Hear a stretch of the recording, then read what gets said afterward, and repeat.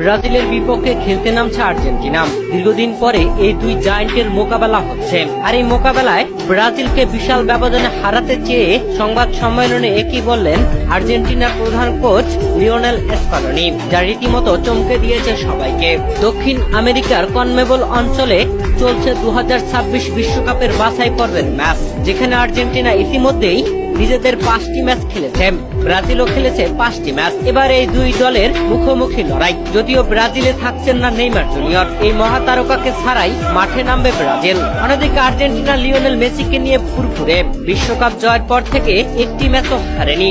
গতকাল উরুগুয়ের বিপক্ষে হেরে গেছে তারা। বিশ্বকাপে একটি ম্যাচে হেরেছিল সৌদি আরবের বিপক্ষে, যেটা ছিল বিশ্বকাপের প্রথম ম্যাচ। আর সেই ম্যাচে হারের পর বিশ্বকাপ জিতে প্রীতি ম্যাচ খেলেছে 2026 বিশ্বকাপের বাছাই পর্বের ম্যাচও, যেখানে মাত্র একটি ম্যাচে উরুগুয়ের বিপক্ষে 2-0 গোলের ব্যবধানে হেরেছে লিওনেল